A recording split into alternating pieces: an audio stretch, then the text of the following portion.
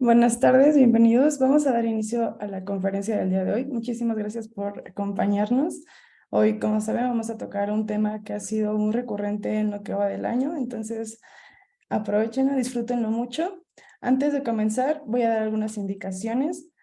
Alrededor de las 7 voy a compartir un enlace. Por favor, es importante que ingresen, que llenen el formulario para que puedan recibir su constancia. Como escriban su nombre es como va a aparecer.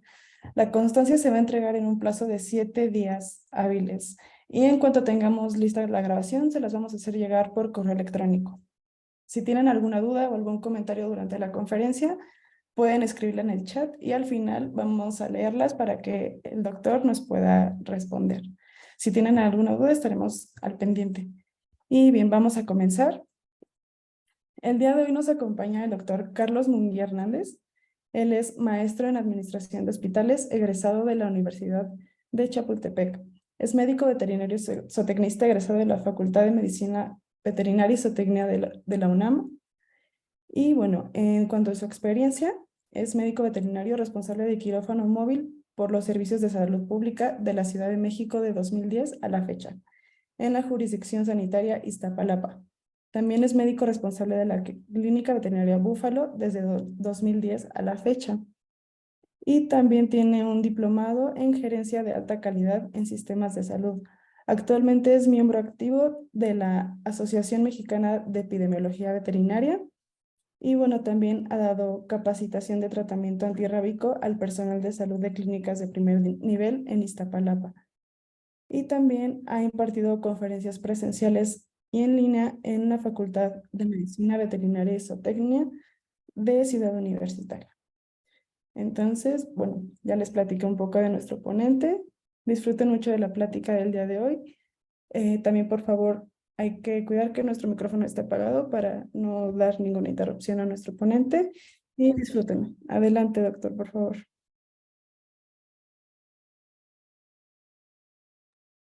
Pues muchas gracias, gracias por la presentación. Es un placer siempre estar siendo y formando parte de estas actividades.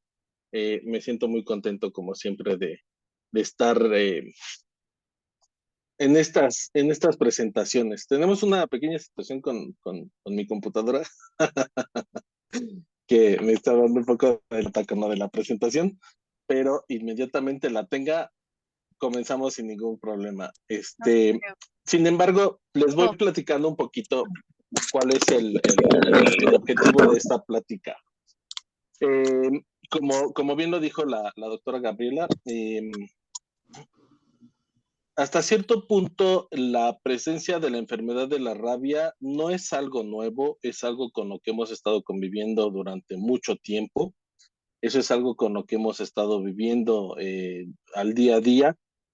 Si bien en México es una enfermedad que ha tenido en los últimos meses un repunte que hasta cierto punto está ligado a muchas cuestiones de manejo, de estudios, de la presencia de problemas que se han estado generando. Y el objetivo precisamente de esta plática es tratar de hacer dentro de lo posible que se entienda cuál es el objetivo de la aplicación de la vacuna antirrábica, por una parte. Segunda, tratar de responder esa pregunta a la que me estoy refiriendo de, soy médico veterinario, me tengo que vacunar contra la rabia. Y ahí definitivamente tenemos que comenzar respondiendo con un sí y no, definitivamente. Eh, y eso vamos a irlo definiendo poco a poco conforme vaya avanzando la presentación. Vamos a ir viendo las diferentes etapas en las que vamos a estar dividiendo la información. Y el objetivo de esto es precisamente tratar de entender el concepto general de lo que es la enfermedad, las características que tiene esta enfermedad, la forma en cómo lo vamos a prevenir y cómo lo tenemos que estar previniendo, y si una vez que ya se presente el problema, cómo lo vamos a controlar. Eh, Normalmente siempre se solicita una atención médica cuando recibimos alguna agresión por parte de algún animal. Eh, Llegamos a nuestras clínicas o llegamos a nuestros centros de salud y lo primero que decimos, oye, es que me agredió un animal que estaba en situación de calle y necesito vacuna antirrábica. Y de repente cuando llegamos a la clínica nos dicen, ¿sabes qué? Pues no, definitivamente tu agresión no requiere del inicio del tratamiento médico. Entonces, muchas veces nosotros como médicos veterinarios decimos, oye, pero ¿cómo puede ser posible que me estén negando el tratamiento médico cuando yo estoy siendo un personal de riesgo, cuando estoy bajo una situación donde me está generando un problema y donde puedo contraer la enfermedad?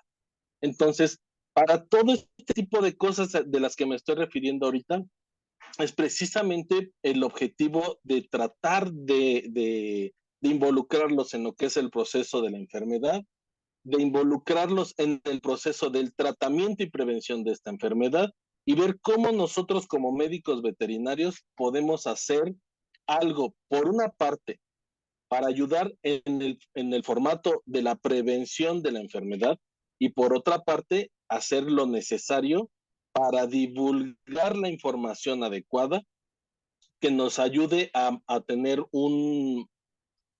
pues una mejor respuesta en el tratamiento médico.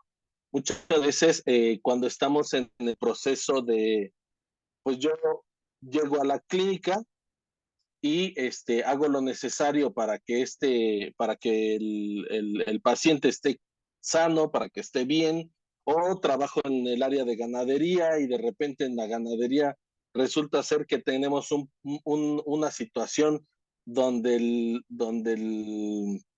animal es sospechoso de rabia, lo mandamos a analizar, sale positivo a rabia y de repente decimos, oye, ¿y ahora qué hago, no? ¿Hacia dónde me voy? ¿Cuál es el objetivo? ¿Qué es lo que va a suceder en ese tipo de situaciones? Por lo tanto, es importante conocer el proceso, lo vamos a ir describiendo poco a poco y el objetivo de esto es lograr entender adecuadamente si realmente necesito un tratamiento médico y si ese tratamiento médico va a requerir la atención por mi parte o la atención por el área médica para que yo pueda llevar a cabo el proceso de vacunación si fuera necesario. Denme dos segundos. Sí, doctor.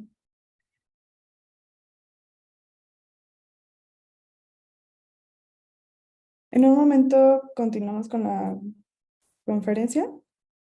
Hay algunos problemitas técnicos para poder proyectar la presentación.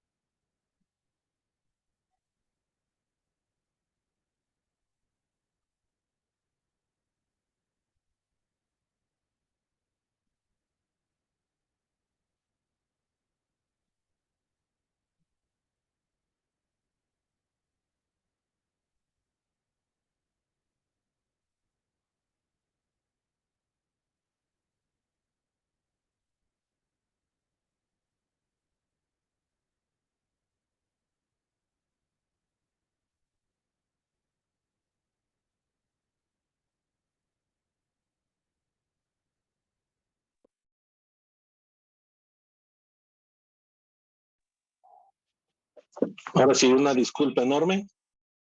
Ok, Parece Omar, ser que ya ya está podemos ver su empezando pantalla. a cargarlo.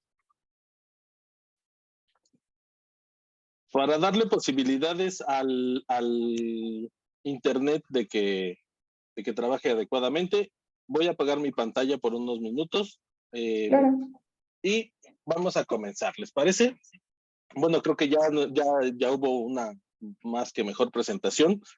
Eh, Me dedico específicamente a lo que es el área de zoonosis. En la actualidad estoy como responsable en quirófano móvil, en el programa de rabia, y también trabajo en la clínica particular. Entonces, pues vamos a comenzar con el principio, que eso es lo que más me interesa, entender cómo es que estamos en donde estamos y hacia dónde vamos.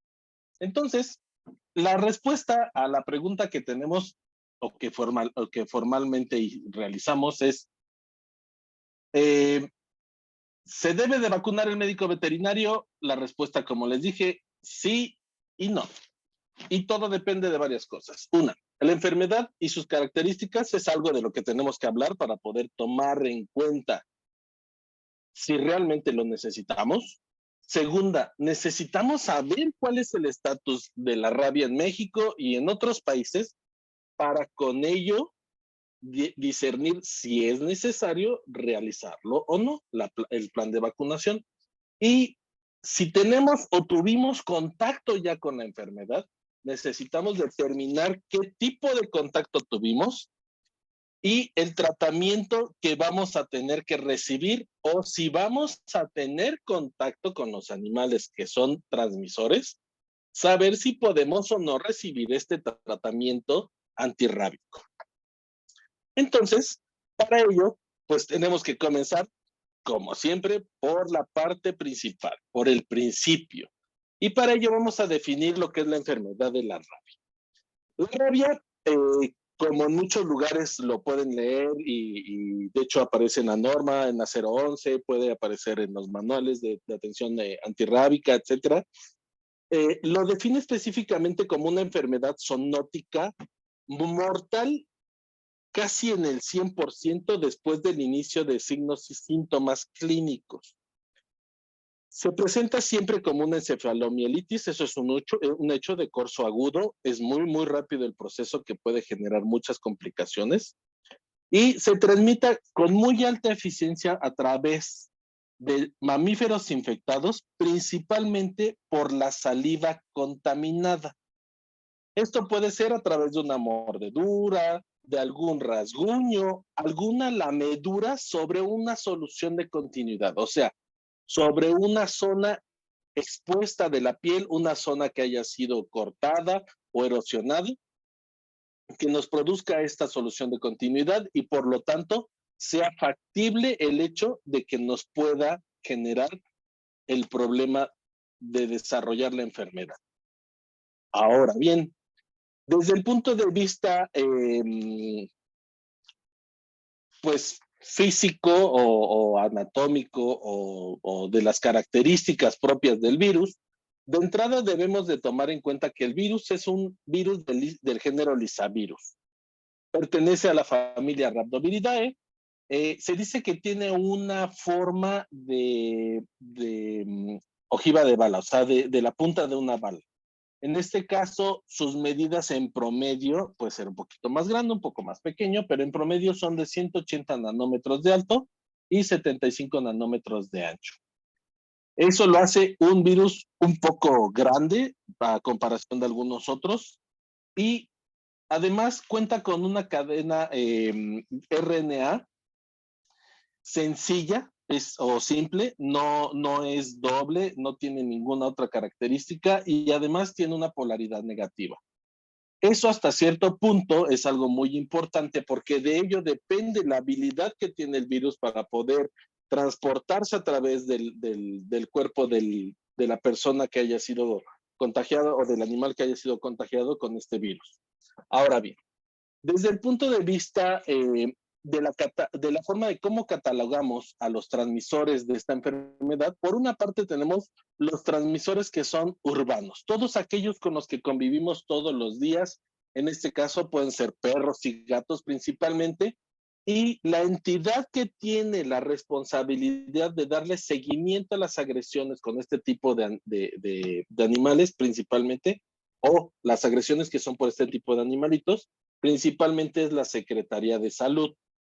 ¿Por qué tiene una relevancia o una importancia en este momento esta situación? Porque a final de cuentas, este tipo de pacientes tienen la característica bueno, por lo menos ahora, de que la gran mayoría están siendo adoptados. La gran mayoría de los animales que están en situación de calle empiezan a ser adoptados y esto hasta cierto punto genera una posibilidad de estar más expuestos a las diferentes zoonosis que estos animalitos nos pueden transmitir.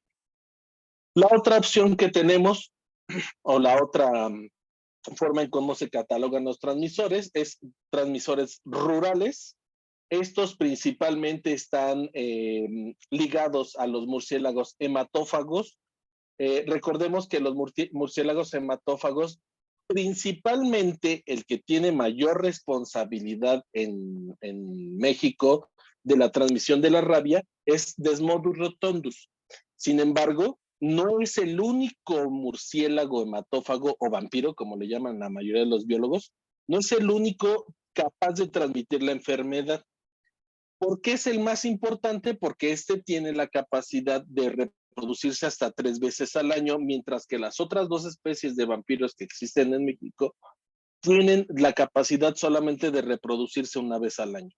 Por lo tanto, las poblaciones de Desmodus rotundus son mucho mayores a las otras 2 especies. Por lo tanto, nos vamos a quedar en este momento con la idea de que Desmodus rotundus, que es el murciélago hematófago de mayor proliferación en México, es el que está transmitiendo principalmente la enfermedad.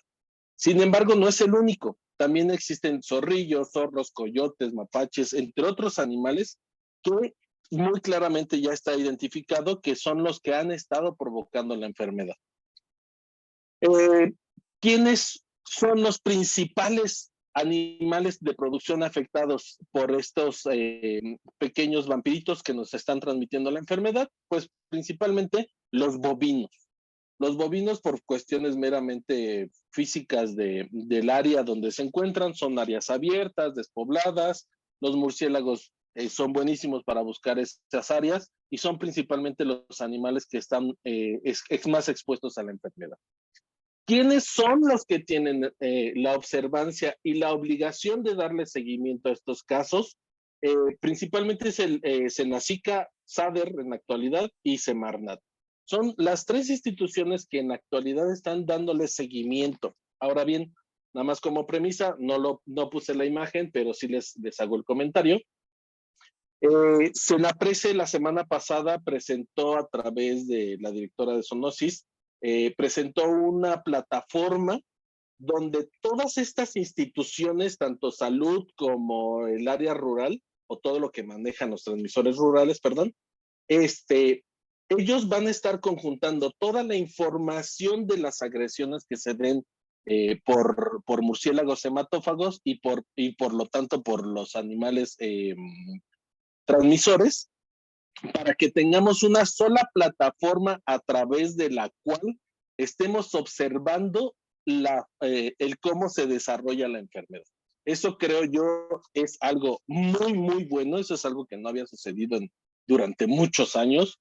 Ahorita ya el pensar en tener una plataforma que involucre a varias instituciones y que haga este proceso interinstitucional, de verdad es una cosa maravillosa. Pero necesitamos saber entonces cómo se disemina la enfermedad. La forma principalmente de diseminación, como sabemos, es a través de la saliva de animales infectados. ¿Qué tan rápido se muere el virus dentro de un organismo? Pues depende de muchas cosas, de muchos factores. Y de verdad son muy, muy importantes a tomar estos factores. Las características biológicas de la cepa del virus es algo muy importante. La concentración de los receptores para el virus que existan en la zona donde se haya llevado la agresión. Eso también es algo muy importante. Entre menos receptores haya, es mucho más fácil tratar de prevenir la enfermedad y que a largo plazo no nos genere algún problema. La proximidad de la lesión con el sistema nervioso central, entre más cerca esté del sistema nervioso central, es un hecho de que más rápido vamos a poder desarrollar la enfermedad.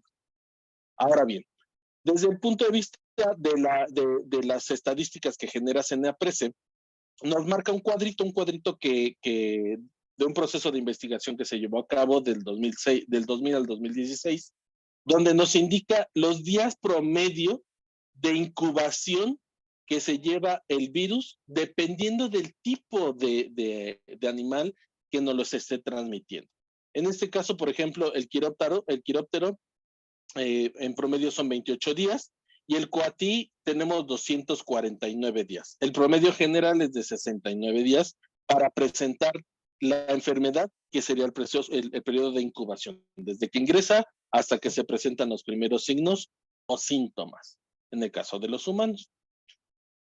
Ahora, ¿cómo se va a manifestar esta enfermedad? Es algo muy importante a tomar en cuenta. Principalmente se divide en 3 fases. Esas son las más importantes. La prodrómica, neurológica y paralítica. En cuanto a la fase meramente prodrómica, que como lo dice su nombre y desde el punto de vista etimológico, el término prodrómico que correspondería al inicio o principio de la enfermedad.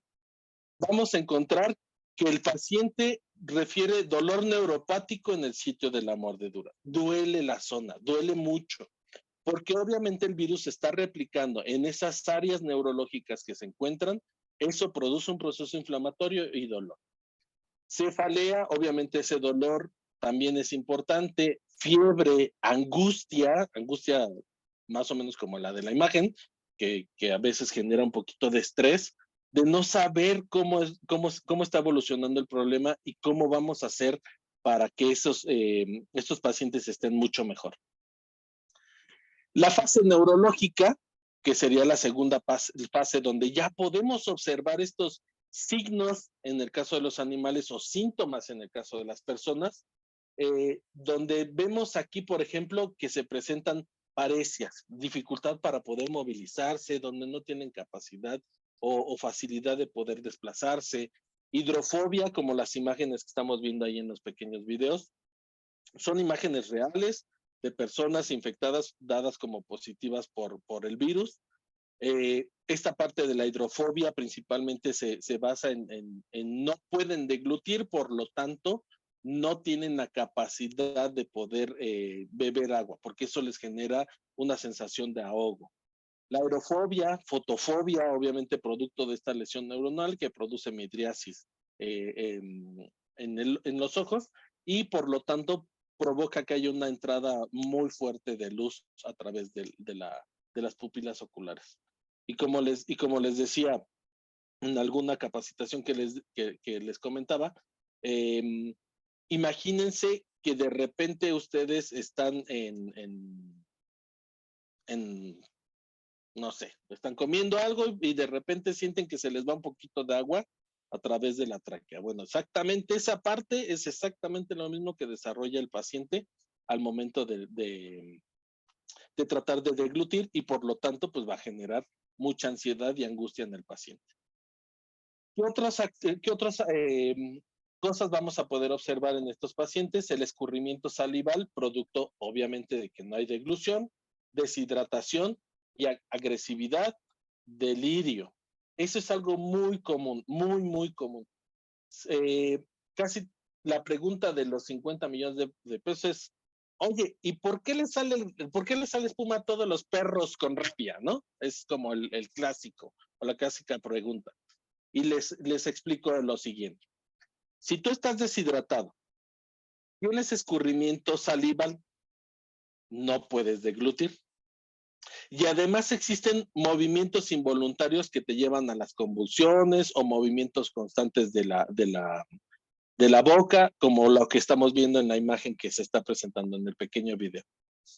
Si nosotros observamos ese tipo de cosas, esos movimientos involuntarios, más la deshidratación, más el escurrimiento, van a estar provocando esa característica muy común de la producción de espuma en la boca. Ese es un signo inequívoco de la enfermedad.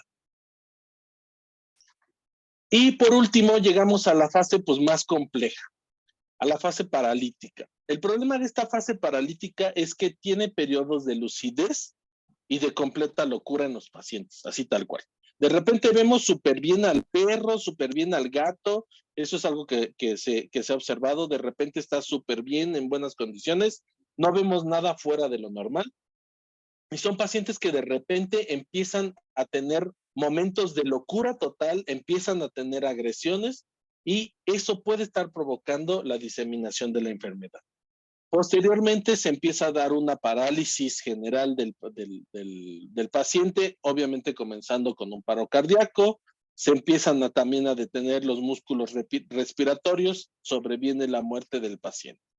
Principalmente son las fases en las que vamos a estar trabajando dentro del desarrollo de la enfermedad.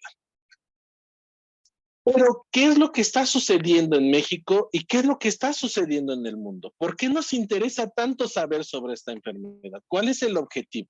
Bajo el concepto de One World One Health, que a final de cuentas es esta parte de todos somos un mundo, todos tenemos una responsabilidad, todos somos una misma salud. Entonces, bajo esas circunstancias debemos de manejarnos y entender que lo que nosotros hacemos va a tener repercusiones en alguna parte del mundo. Eso es una realidad. Entonces, ¿qué nos reporta la OMS? La OMS nos reporta, bueno, dependiendo de la fuente que vean, porque también la OPS lo llega a mencionar, pero por ejemplo, hablando específicamente de la Organización Mundial de la Salud, nos reporta que existen 59,000 perdón, una disculpa, creo que se adelantó una.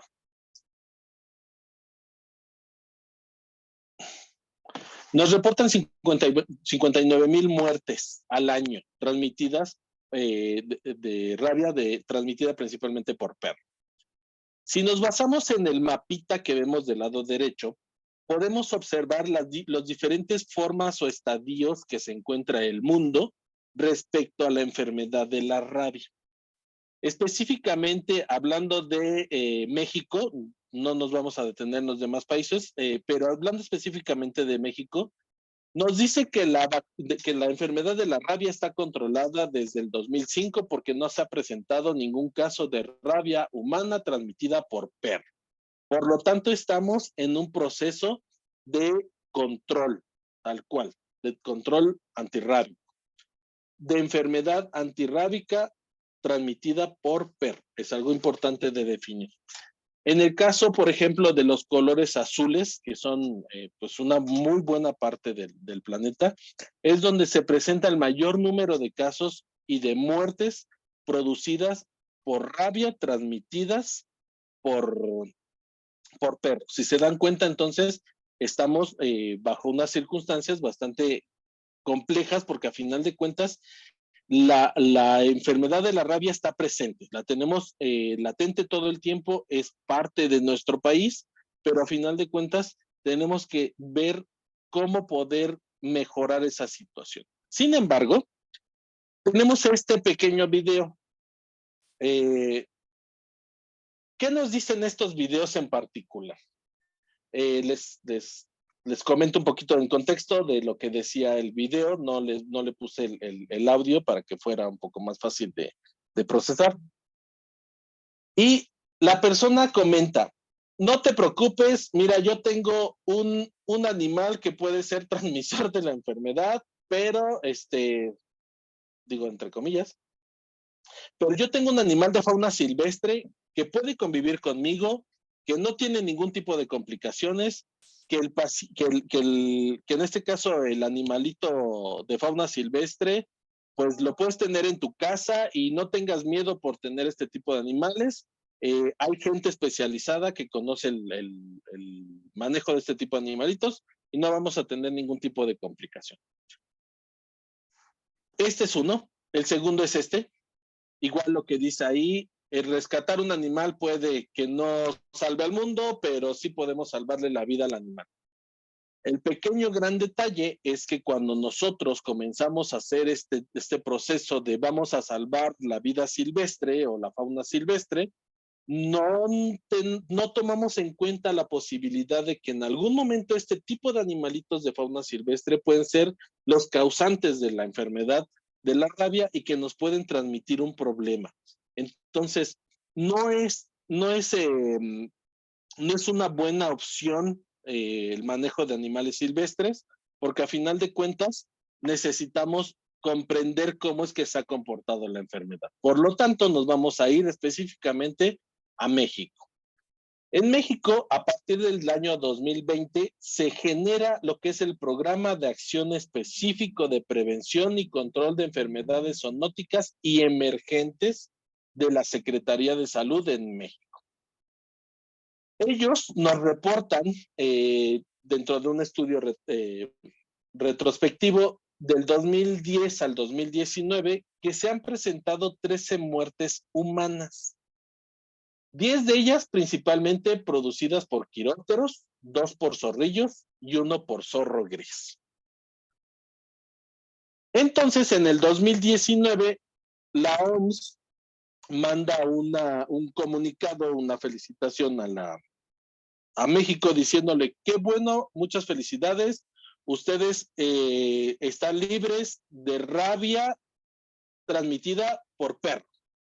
El problema es que la gran mayoría se quedó con la parte de la idea de estamos libres de rabia. Y no, no era así. No estábamos libres de rabia, estábamos con el proceso de que estábamos libres de casos humanos presentados por agresión por perro, libres de rabia. Entonces, este tipo de cosas pues nos generó muchos problemas, porque a final de cuentas, a partir del año 2022, en enero de ese año, del año pasado, comenzamos a tener el primer caso de muerte producto de murciélago, y de repente se empieza a generar un problema enorme.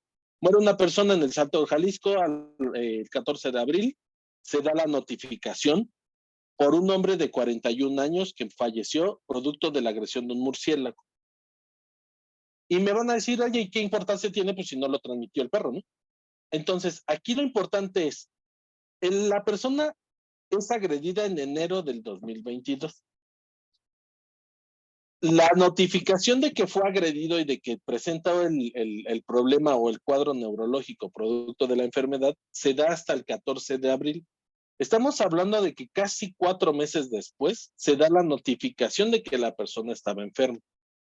Tomando en cuenta lo que ya vimos anteriormente del periodo de incubación, de cómo se transmite y demás, imagínense la cantidad de personas que estuvo expuesta al virus rábico producto del periodo de incubación de la persona que estaba enferma y que adquirió la enfermedad en ese momento. Es un problema bastante grande de salud pública. ¿Qué otra cosa sucede? El 26 de diciembre del 2022 se da el reporte igual de 3 menores y una mujer adulta en San Lorenzo Texmelucan, Oaxaca, que son agredidos por murciélagos. Un grupo de murciélagos llega, los ataca, los menores empiezan a desarrollar la enfermedad, obviamente hay muertes de por medio y no reciben tampoco atención médica adecuada en el momento que lo necesitaban por miles de razones y muchas de ellas es del desconocimiento de la enfermedad. El 30 de diciembre del año pasado, una mujer de 29 años muere producto de que su gato doméstico, que estaba en semidomiciliado, que así se le denomina, muere en Nayarit, producto de que el gato contrae la enfermedad de la rabia, ya se evaluó, el virus proviene de un murciélago, el animal gato obtiene la enfermedad, la desarrolla, llega a su casa, transmite la enfermedad a la persona, a esta mujer de 29 años, la persona desarrolla la enfermedad y muere. Listo.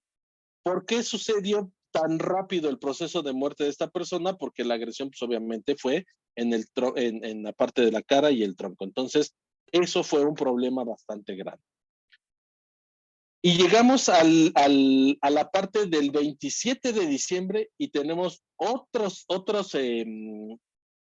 presencia de otros casos de rabia humana. Entonces, como decimos aquí y en el área de epidemiología, como dice bastante bien el doctor Juan Ramón, la epidemiología no se hace específicamente dando o viendo datos. O sea, podemos ver también noticias, podemos leer artículos, podemos ver todo este tipo de cosas que nos van a dar el indicio de qué es lo que puede estar sucediendo y qué es lo que tenemos que tomar en cuenta.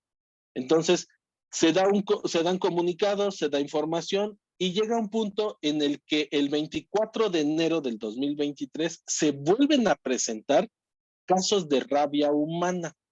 Pero en este caso, el 24 de enero, sí se genera la notificación específicamente por un perro en el estado de Sonora, el cual estuvo en contacto con varias personas. Y de estas personas, 9 de ellas estaban en riesgo grave de contraer la enfermedad. Reciben tratamiento médico, por el momento siguen en atención médica, es muy, muy reciente el caso.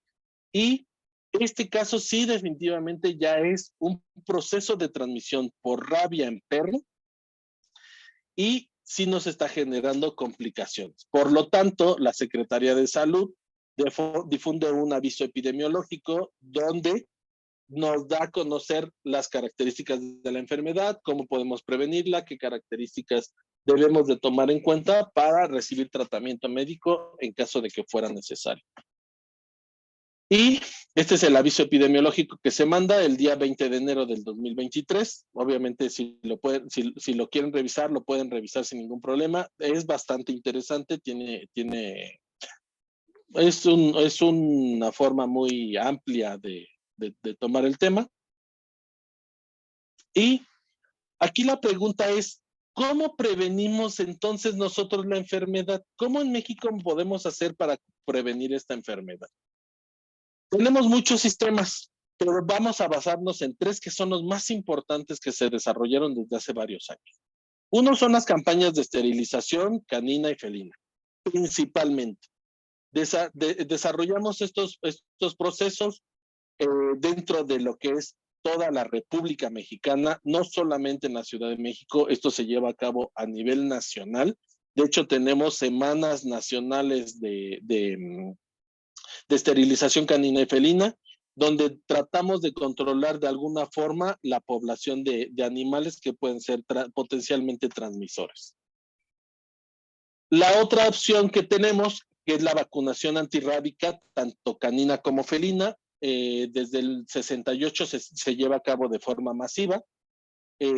Esta tiene la característica de que se lleva a cabo 2 veces al año.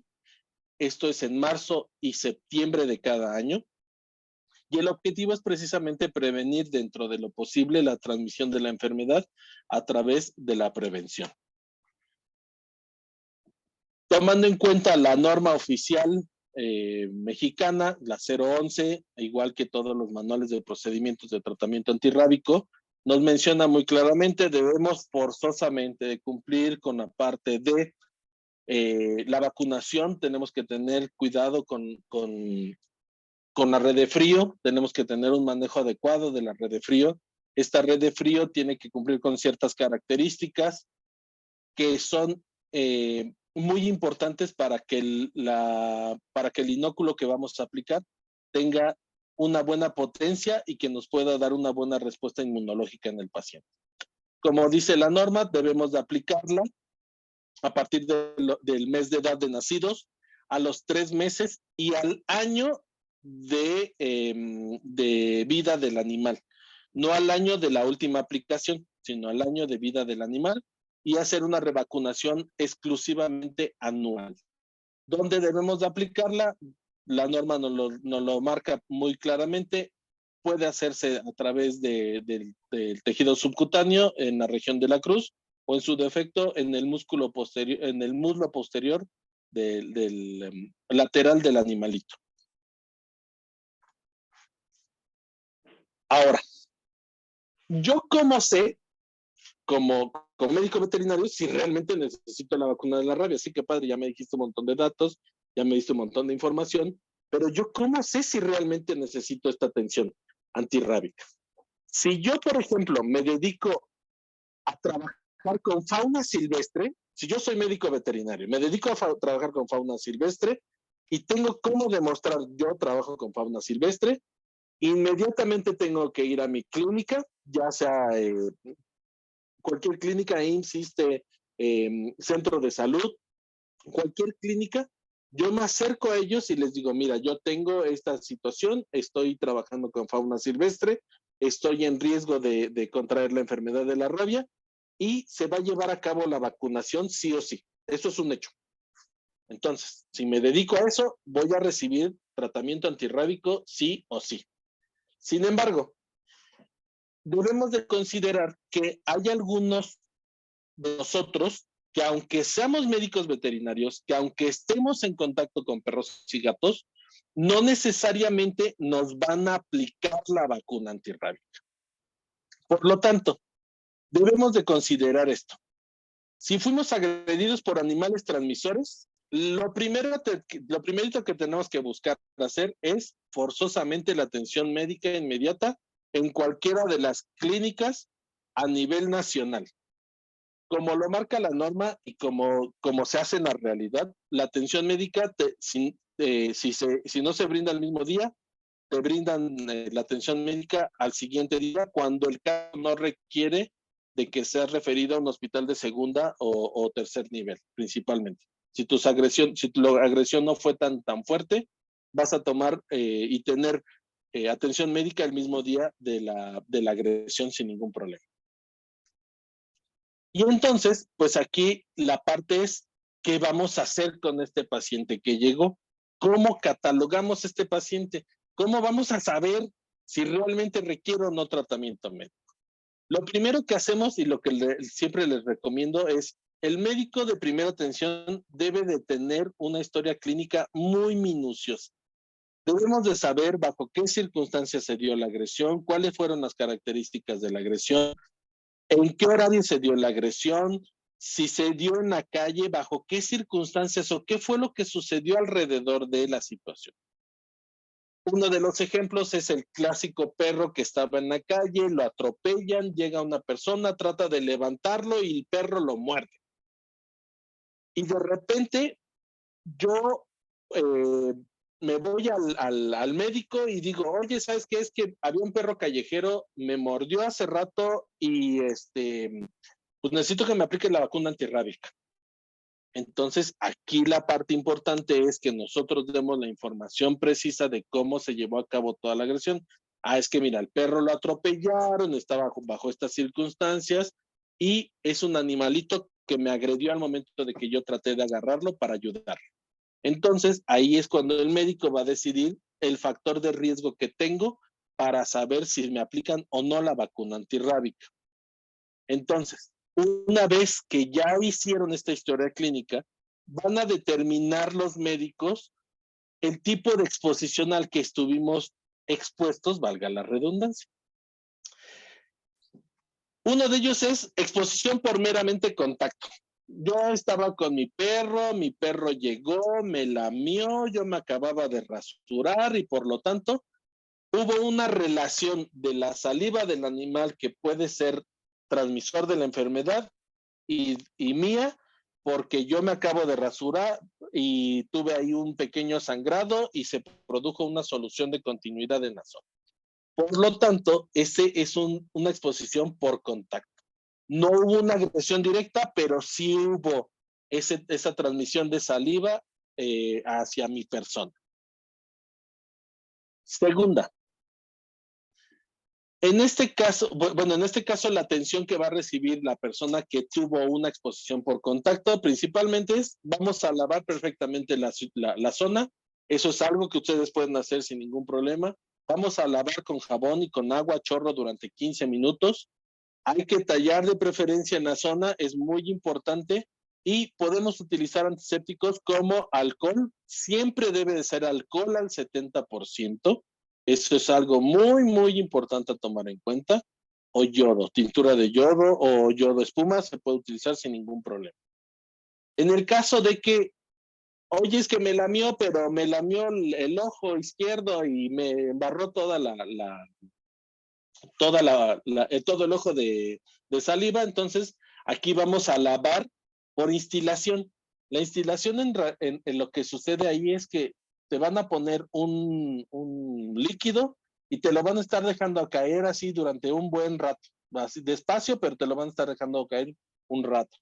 Y si realmente hubo la posibilidad de que el animal fuera, por ejemplo, un animal de fauna silvestre donde me lamió el ojo y yo tengo una posibilidad de que me haya transmitido la enfermedad, entonces vamos a aplicar además en esa misma solución, en ese mismo líquido que me van a estar poniendo en la mucosa, me van a poner inmunoglobulina antirrábica humana en una concentración de 40 a 60 unidades por kilogramo aproximadamente. Ahora bien, si hubo una exposición directa donde ya el animal me agredió directamente, donde realmente ya estuvo expuesto y sufrí mordida, sufrí rasguños, etcétera, entonces esto ya lo podemos definir como una exposición por agresión. Esto es cuando el animal me provocó una herida de forma espontánea y causó daño en mi integridad. Simple. ¿Cómo vamos a atender estas heridas? Pues depende totalmente. Lo primero que debemos de hacer es tranquilizarnos o tranquilizar al paciente o a la persona que esté con nosotros que haya sufrido esta agresión. Segunda, debemos de lavar a fondo todas las heridas. Ya comentamos, siempre a chorro de agua durante 15 minutos frotando con firmeza con agua y con jabón. Es algo muy importante. ¿Qué otra cosa tenemos que hacer? Si tuvimos o tuvo contacto la persona con mucosas, vamos a tener que lavar por irrigación profusa, o sea, vamos a estar aplicando a chorro constante, solución fisiológica durante 5 minutos. Vamos a desinfectar empleando antisépticos viricidas. Tenemos muchas opciones. Podemos utilizar alcohol, yodo, benzalconio o en su defecto agua oxigenada. Aquí no se preocupen por el tejido. Yo sé que muchos me van a decir, pero ¿con agua oxigenada? Sí, yo sé que el agua oxigenada va hasta cierto punto a provocar un poquito de problemas sobre el tejido vivo, pero es 3000 veces mejor desinfectar, aunque sea con agua oxigenada, a no desinfectar con nada y producir la enfermedad, porque acuérdense que muy pocos pacientes sobreviven. De hecho, históricamente, de los pacientes agredidos por rabia y que hayan desarrollado la enfermedad, no hay reportado más de 25 personas que hayan sobrevivido. Entonces, imagínense, es un porcentaje muy bajo el nivel de supervivencia ante la enfermedad. ¿Podemos debridar los bordes necrosados? Sí, obviamente eso ya lo tendrá que tomar en cuenta el médico que esté atendiendo el paciente.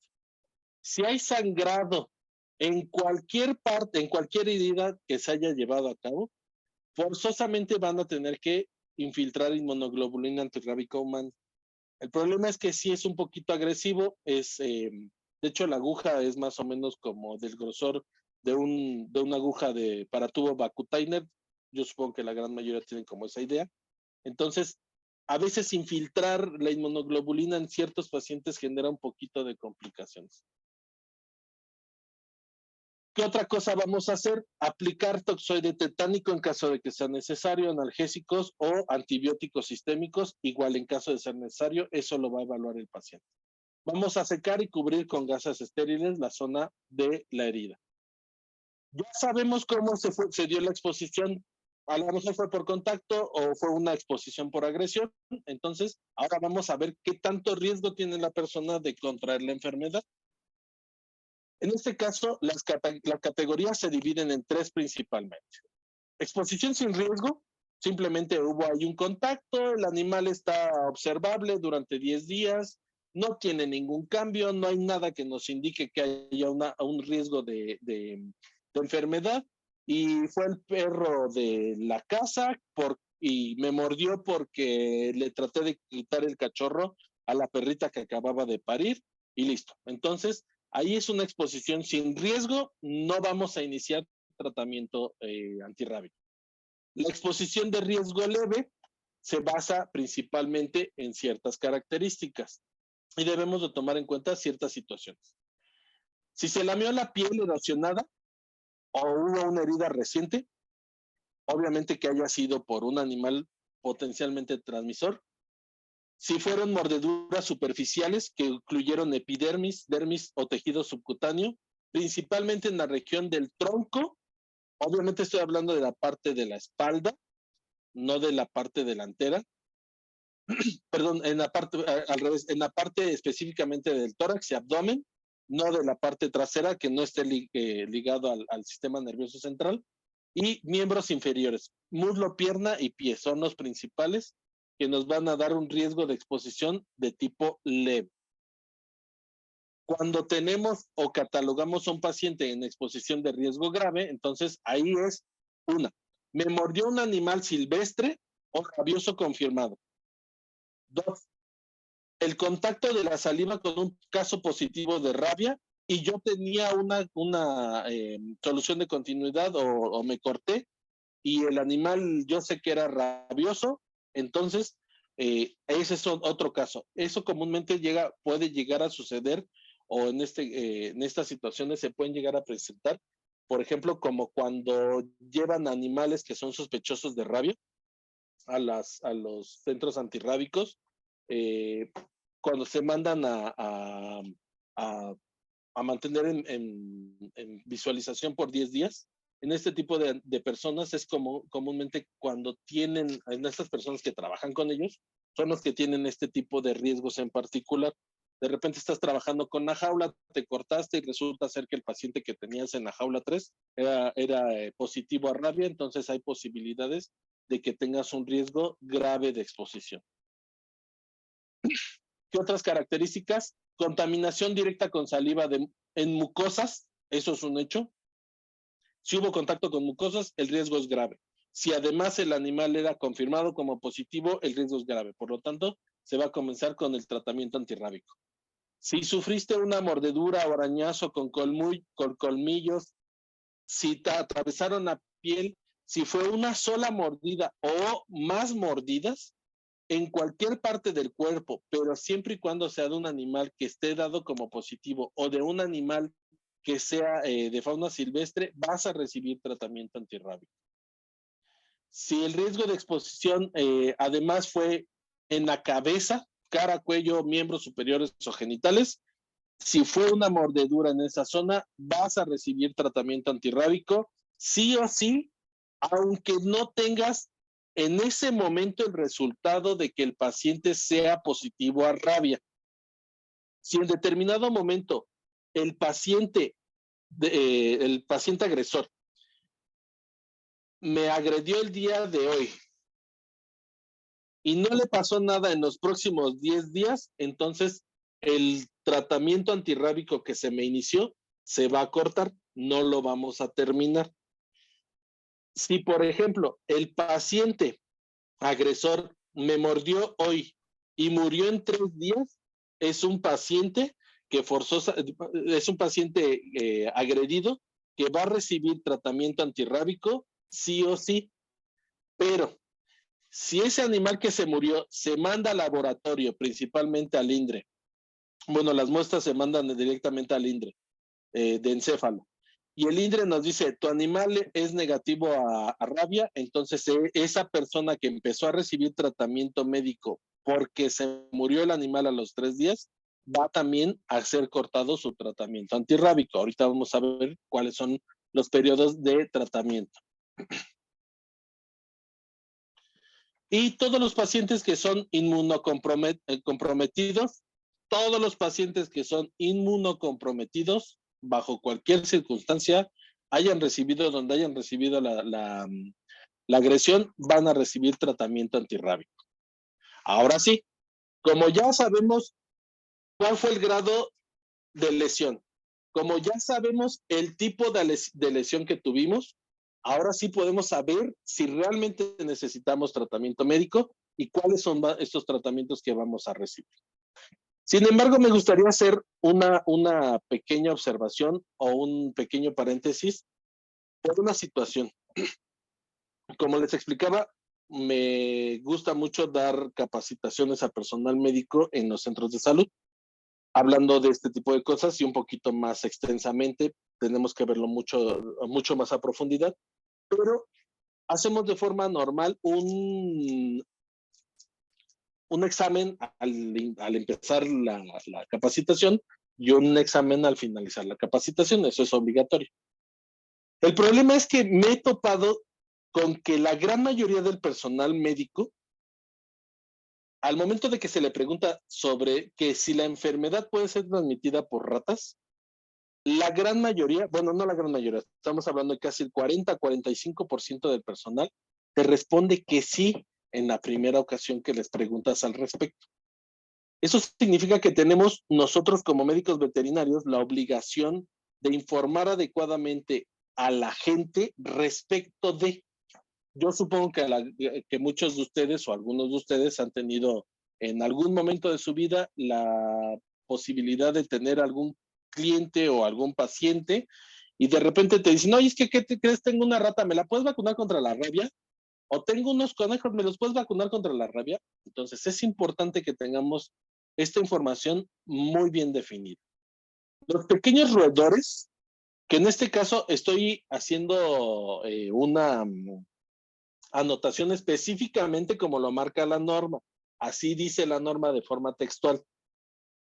Los conejos, como bien sabemos, no son roedores, son del orden de los lagomorfos, por lo tanto tienen características diferentes a los roedores fisiológicas y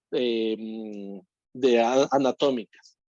Sin embargo, yo supongo que los engloban como pequeños roedores, tomando en cuenta de que pues son animales que a final de cuentas tienen esa capacidad de estar mordiendo las cosas más o menos como lo hacen las ratas. Supongo que por eso es por lo que aparece ahí como pequeños roedores y ahí mismo mencionan a los conejos, pero es importante considerar que los conejos no son roedores, son lagomorfos, son diferentes. Pero los conejos, al igual que otros animalitos como son las ardillas, ratas, ratones, hámster, cuyos, no sé si alguno de ustedes recuerden en algún momento también hablando de ardillas, que hubo ahí unas noticias enormes en el periódico y que salió hasta en la televisión, de que había un brote de rabia eh, transmitida por ardillas en el bosque de Chapultepec. La verdad es que en el momento que la leí en ese momento, yo dije, debe ser 28 de diciembre y pues están haciendo alguna broma. Y no, definitivamente hubo una notificación y creo que quitaron muchas de las noticias que aparecen al respecto de que había un brote de rabia producto de las ardillas en el bosque de Chapultepec. Entonces, esa desinformación genera muchos problemas. Bueno, todos estos animales han demostrado, y de verdad se han demostrado perfectamente, que el virus de la rabia no se transmite de forma natural en estas especies. Segunda, no son hospedadores ni hospederos primarios de la enfermedad. Por lo tanto, no tienen un papel dentro de la transmisión de la enfermedad. Si un perro, perdón, si una rata, si un conejo, si un cuyo, si un hámster nos llega a morder, no se va a iniciar el tratamiento profiláctico antirrábico bajo ninguna circunstancia. Porque primero, no pueden transmitir la enfermedad y segunda, porque no son reservorios propiamente de la enfermedad. Por lo tanto, no tenemos por qué preocuparnos por esto. Segunda, debemos de tomar en cuenta que si hay un animal agresor, tenemos forzosamente que observar durante 10 días al paciente. Que no haya ninguno de los cambios que ya hablamos al principio, de estos cambios que ya observamos a través de las imágenes y que ya tenemos conocimiento de ello. Por lo tanto, si en algún momento alguno de ustedes está dentro de su clínica y les dicen, oye, ¿qué crees que este perro es agresor? Bajo estas circunstancias se llevó a cabo la agresión, creo que puede ser factible este perro o este gato de ser transmisor de rabia. Entonces, nosotros tenemos que mantenerlo en observación durante 10 días. Es importantísimo tomar en cuenta eso. Si durante los 10 días no hubo ningún cambio en el animal de toda la información que ya estuvimos viendo, entonces simplemente se da de alta, se da la notificación al centro de salud, porque de hecho lo va a solicitar el epidemiólogo del centro de salud o de la clínica donde esté llevando a cabo la atención médica el paciente agredido, y vamos a dar de alta a este paciente y le vamos a decir, no existen condiciones que nos indiquen que el paciente esté siendo transmisor de rabia. Listo, con eso es más que suficiente. Y en el caso de que los animales hayan sido vacunados contra rabia, pueden ser observados por sus propietarios. Sin embargo, yo les recomendaría, de preferencia, cuando lleguen a preguntarles al respecto, sí tomen en cuenta que las vacunas sean de preferencia aplicadas, obviamente primero por un médico veterinario, o en su defecto, que hayan sido aplicadas específicamente en los tiempos que legalmente están destinados para la aplicación antirrábica en campañas de vacunación. Estamos hablando de marzo y septiembre. Fuera de esas fechas, de forma normal, nosotros no contamos con dosis. Es muy raro. Si hay una campaña permanente, común, y siempre se lleva a cabo a través de los centros antirrábicos, que son los que van a tener permanentemente la vacuna antirrábica, pero nos van a dar un comprobante de que se está llevando a cabo esta vacuna antirrábica de forma adecuada. Entonces, de preferencia, siempre verifiquen que sea médico veterinario quien haya aplicado y que la vacuna esté vigente. ¿Cómo nos van a aplicar entonces esta vacuna? Es relativamente fácil. Si yo voy a exponerme al virus rábico, ya dijimos bajo qué circunstancias, entonces voy a recibir solamente 2 dosis. Estas dosis va a ser el día 0, el día de la aplicación, y 7 días después. Por ejemplo, si yo voy el lunes a recibir el tratamiento, por lo tanto, hasta el siguiente lunes me van a poner mi segunda dosis antirrábica. En el caso de que tenga un riesgo leve de haber recibido la enfermedad, ya vimos cuáles son los factores o las características de este riesgo leve. Vamos a recibir 4 dosis en total. Estas van a llevarse a cabo el día 0, el día 3, el día 7 y el día 14. En esta ocasión, como el riesgo es leve, no vamos a recibir inmunoglobulina antirrábica humana. Eso es algo importante que lo tomen en cuenta. No se debe de aplicar inmunoglobulina antirrábica humana cuando el riesgo es leve. ¿Cómo lo vamos a llevar a cabo? Si la aplicamos el lunes, la segunda dosis va a ser el viernes de esa misma semana. Hasta el siguiente lunes vamos a aplicar la tercera dosis y 2 semanas después de la primera aplicación vamos a recibir la cuarta dosis, según el esquema de Gessen. Por último, bueno, no por último, nos falta nada más uno. Tratamiento de riesgo grave. Tuve exposición con un murciélago porque me fui a pasear a algún lugar y el animal me agredió y tuve la posibilidad de que me contagiara. Entonces, en ese momento sí vamos a recibir un tratamiento exactamente igual, pero además de todo nos van a poner inmunoglobulina antirrábica humana. Esa inmunoglobulina va a ser en una dosis de 20 unidades internacionales por kilogramo de peso. A veces sí puede llegar a ser bastante la cantidad que se utiliza en algunos pacientes, hasta 10, 20 o hasta 15 mililitros en un solo paciente. Entonces sí es un poquito complicado. Pero vamos a recibirlo el día 0, el día 3, el día 7 y el día 14. Ese es el tratamiento. La inmunoglobulina es la única que va a ser aplicada el día 0 de tratamiento. Después de esa ocasión ya no vamos a volver a recibir tratamiento antirrábico. Ahora bien, algunos de nosotros ya hemos recibido un tratamiento preexposición. Es importante tomar en cuenta que yo ya recibí tratamiento preexposición. A mí ya me vacunaron anteriormente. Entonces, si yo estoy en riesgo grave porque me agredió un animal transmisor, voy a recibir solamente 2 dosis de vacuna antirrábica. Esto va a ser el día 0 y el día 3.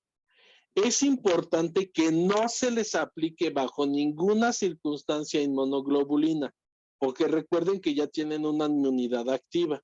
Si se aplica inmunoglobulina, pues a final de cuentas eso puede desarrollar un shock anafiláctico en el paciente y en lugar de ayudarme, pues nos va a terminar perjudicando.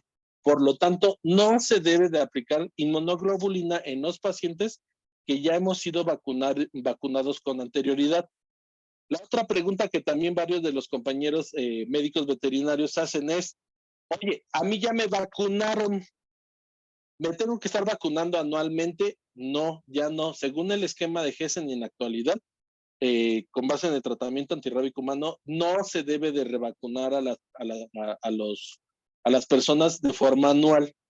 Únicamente en caso de que se requiera el tratamiento porque el riesgo sea leve o grave de contraer la enfermedad, vamos a recibir únicamente bajo esas circunstancias 2 dosis el día 0 y el día 3 vacunar. Es importante que tomen en cuenta que tienen que recibir una cartilla de vacunación antirrábica, así tal cual como la que aparece, es más o menos la imagen de la que nos dan impresa. Ahí va a venir el día que se van a estar aplicando las vacunas, si el tratamiento va a ser completo, qué tipo de animal fue el que nos transmitió la enfermedad, cuál fue el factor de riesgo que tenemos, nuestra dirección y todo lo demás. Hay personas, aunque no lo crean, que en la actualidad inician un esquema de vacunación y dicen, ¿sabes qué? Me mordió un zorro ahí en la sierra porque andábamos paseando, pero a mí no me interesa que me vacunen. Entonces, a veces se pone solamente la primera vacuna y ya no se le da seguimiento al paciente, pero porque la persona no quiere que se le haga. En este caso, ustedes como médicos veterinarios pueden tener a bien tomar el tratamiento antirrábico en caso de que fuera necesario y va a ser bajo las circunstancias que ya hemos estado observando anteriormente. Y entonces, pues respondiendo a la pregunta inicial, que esa es la parte más complicada. Todo el personal médico veterinario puede acceder a la atención profiláctica preexposición. Sí, por supuesto, todos absolutamente tenemos el derecho de tenerlo, pero se debe de valorar al paciente, se debe evaluar al paciente y la condición para que pueda recibir tratamiento. No porque seas médico veterinario quiere decir que te van a vacunar forzosamente. Tiene que llevarse a cabo un proceso de evaluación porque a final de cuentas los tratamientos antirrábicos son extremadamente caros y sí generan alguna complicación. Entonces, definitivamente hay que tomar y considerar todo lo que hemos estado viendo durante esta pequeña charla para que realmente se tome la decisión correcta de iniciar o no un tratamiento médico adecuado. Otra recomendación que les hago es los médicos veterinarios, específicamente hablando de hospitales, clínicas, consultorios, etcétera, deben de contar con un programa de atención de prevención antirrábica. Eso incluye información, toda la información que viene o que vimos ahorita. Las normas, todo lo que son los manuales de atención antirrábica, etcétera, puestos en un folder si quieren o en una carpeta. Toda esta información tiene que estar contenida. Y además, si recibieron tratamiento antirrábico, deben de aparecer sus cartillas correspondientes. Y eso se los comento porque en algún momento hubo una situación en algún hospital aquí en la ciudad, en la Ciudad de México, respecto a que hubo un problema sobre una aplicación de vacuna antirrábica. Entonces, este tipo de situaciones llevaron a que se hiciera una supervisión a través de verificación sanitaria. Llegan los verificadores sanitarios y le dicen, oye, ¿cuál es tu plan de vacunación antirrábica en tus médicos veterinarios? Y se quedaron así como, ¿cómo? ¿Necesitamos algo así? Sí, tenemos que forzosamente contar con un programa específico de atención antirrábica. Eso implica que si yo tengo una agresión o una posible agresión bajo estas circunstancias que hemos estado viendo, ¿a dónde voy a acudir? ¿Cuál es el cuadro de vacunación que voy a tener que recibir en ese momento? Y si en determinado momento ya recibí el tratamiento antirrábico, debe de estar mi certificado de vacunación impreso en la zona donde se lleve a cabo este registro del programa de atención antirrábica en el personal del lugar donde estén trabajando. Es importantísimo tomar en cuenta esto. Y por lo tanto, la atención antirrábica únicamente se basa en la evaluación del paciente a tratar. Siempre se va a priorizar el tratamiento de acuerdo al riesgo de exposición, a la disponibilidad del material, obviamente de la vacuna como de la inmunoglobulina, y al apego de la información vertida en todo lo que estamos viendo aquí en el tratamiento antirrábico humano y sus actualizaciones dependiendo de la situación epidemiológica en la que se encuentre el país en el momento que se esté llevando a cabo la observación del paciente agredido y agresor. Creo que hasta el momento pues es como lo más importante que les puedo comentar. Sí van a recibir tratamiento antirrábico en caso de que sea necesario, bajo las circunstancias que ya les vengo platicando. Y pues de verdad que agradezco mucho la atención, su tiempo. Espero haberles generado mucho más dudas y con gusto estamos aquí para poder resolvérselas.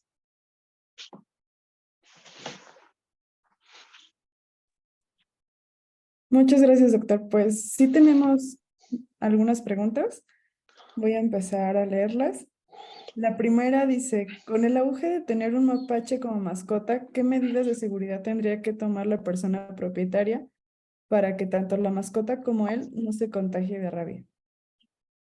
Híjole, qué buena pregunta. De entrada yo diría, no tengas una mascota de fauna silvestre. O sea, eso sería como lo principal, ¿eh? Y te lo digo por muchas razones. Entre ellas, de nosotros si hacemos un estudio de quiénes de todos los que estamos metidos en el área de la clínica en pequeñas especies y de todo este tipo de cosas, si preguntamos quiénes son los que saben realmente atender este tipo de pacientes, va a ser el mínimo. Y de verdad va a ser el mínimo. Entonces, imagínate si nosotros como médicos veterinarios a veces desconocemos el manejo de la fauna silvestre, y no porque no quiera, sino porque de verdad son muchísimas las posibilidades que tenemos de manejar fauna silvestre en cualquier momento. Si en determinado momento nosotros no tenemos el conocimiento adecuado, pues sí genera un poquito de complicaciones. De verdad, genera bastantes complicaciones y pues sí te diría, definitivamente no te recomiendo por mucho que tengas fauna silvestre en casa. Ese es uno. La segunda, si la vas a tener, acude a los centros o lugares especializados en fauna silvestre para que realmente te den un seguimiento real y que realmente puedas darle una atención adecuada a este tipo de animalitos, porque la verdad es que sí es algo complejo.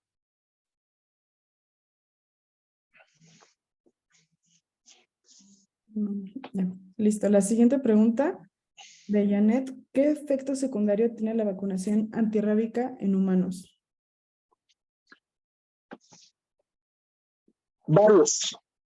Entre ellos, algunos, bueno, principalmente, uno de los efectos es que se espera que la vacuna mínimo tenga un porcentaje o una producción de anticuerpos en la persona. Lo que mínimo esperas es que existan 5 unidades internacionales de formación de anticuerpos en la persona que fue inoculada con la vacuna antirrábica.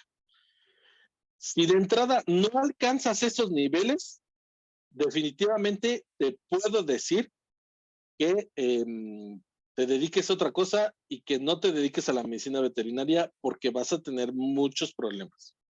Segunda, cuando se aplica la vacuna antirrábica, sí duele, genera un poquito de molestia en el sitio de la aplicación, pero creo yo lo único que te tendrías que preocupar es que verifiques que si te van a aplicar inmunoglobulina, no vayas a tener una reacción alérgica, es lo más importante. Las reacciones alérgicas sí se pueden llegar a dar, no son comunes, pero sí se pueden llegar a dar.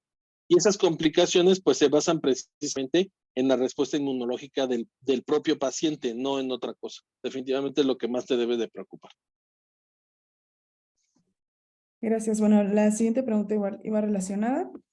Y también hay otra del doctor Héctor Gómez. Dice, buenas noches, muy interesante tema y más por ser relevancia actual. Mi pregunta es, mencionó que alcohol al 70%, ¿por qué en esa concentración? ¿Por qué en esa concentración? Y la segunda es, ¿por qué son los 15 minutos de lavado? Excelente pregunta. Y fíjate que también sucede eso, esa pregunta en particular con los médicos cirujanos, y sucede lo mismo, ¿eh? Resulta ser que el alcohol al 96% es un alcohol que está 100% puro. Cuando tú lo aplicas, o bueno, casi puro, cuando tú lo aplicas sobre un ser vivo, hablando de virus, bacterias, hongo, lo que sea, fija literalmente la estructura, así tal cual, lo fija, lo deja ahí pegado. Cuando tú utilizas un alcohol de 70, del 70, de 70 grados, tiene la característica de que tiene un poco de agua en su estructura. Entonces, lo que hace este alcohol es ingresar en el microorganismo y provocar una desestabilización, ya sea en este caso de la membrana celular o una inestabilidad en la estructura molecular del virus. Por lo tanto, es mucho más efectivo el que se dé una destrucción molecular porque el alcohol produce esa inestabilidad a que fijes directamente y que obviamente la primer capa de virus quede bien bonita fijada y todos los demás queden bien bonitos protegidos por los primeros que se murieron. Entonces, sí es importante tomar en cuenta esto de que la concentración del alcohol va a producir la inestabilidad de la membrana celular, va a producir la ruptura y por lo tanto la destrucción de la gente. Eso es un hecho. Y la otra parte me comentabas. Sobre, ¿por qué son los 15 minutos de lavado? ¿Por qué son 15 minutos? Precisamente por lo que acabo de decir. Lo que tratas de hacer es una remoción mecánica del microorganismo. No solamente te debe de preocupar la parte de que se haya inoculado específicamente el virus, sino además debes de preocuparte de las bacterias que pudieron haber sido inoculadas al momento de la agresión. Por lo tanto, tienes que tomar en cuenta esa situación y tienes que estar haciendo una remoción mecánica de todos estos microorganismos para que realmente disminuya su concentración y que haya mucho más facilidad de que te puedas, de que puedas sobrevivir a final de cuentas. Gracias. Un comentario de Vane dice, muchas felicidades, doctor Munguía, excelente plática. Gracias.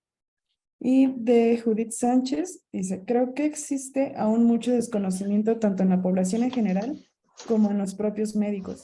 Tuve una mala experiencia en el centro de salud. Ni siquiera conocen bien el programa de enfermedades zoonóticas y emergentes. Gracias por compartir su conocimiento. Sí, lamentablemente es algo muy complicado. Y fíjate que por eso es precisamente por lo que hacía el comentario específicamente de los médicos veterinarios. Es una parte importante en la que tenemos que empezar a interactuar. Cuando hablamos de medicina preventiva, cuando hablamos de salud pública, cuando hablamos de epidemiología, lo primero que nos viene a la mente es, ay, qué hueva, no quiero saber sobre eso, qué cosa más horripilante. Aprenderte normas, leyes y un montón de procedimientos y manuales, y que ya el manual de la vacunación antirrábica cambió el día de ayer porque se les ocurrió de que era mejor hacerlo de otra forma. Cuando lo vemos así se nos hace muy pesado. Pero realmente lo que tenemos que hacer como médicos veterinarios es basarnos en el concepto de One World One Health, era lo que les comentaba desde un principio, de considerar que somos una sola salud y que a final de cuentas el conocimiento que yo pueda adquirir y que yo pueda transmitir es ese mismo conocimiento que me va a dar la posibilidad de que a largo plazo tenga mejores resultados en la atención médica en los que vienen más adelante de nosotros o en los que vienen atrás de nosotros.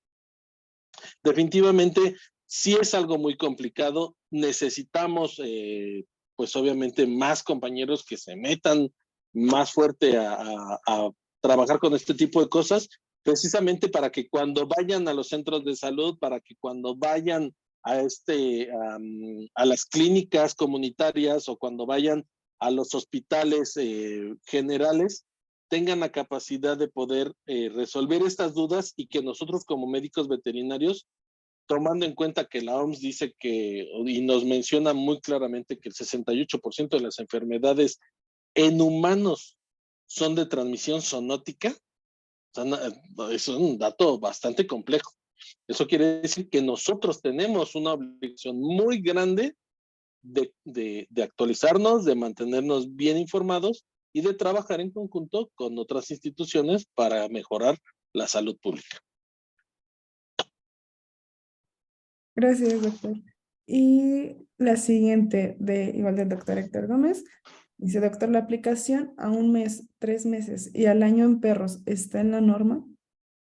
Sí, aparece exactamente así en la norma, lo puedes checar en el manual de vacunación antirrábica, lo puedes checar en el de focos rábicos, lo puedes checar en la norma 011 y viene muy explícitamente marcado que debe de ser la aplicación al mes de edad, a los 3 meses de edad y al año de edad del animal, y con una revacunación meramente anual. Y lo comento porque muchas veces nos topamos con el clásico de yo le pongo cada 6 meses la vacuna a mi perro, entonces debemos de evitar ese tipo de situaciones. La norma lo marca muy específicamente así.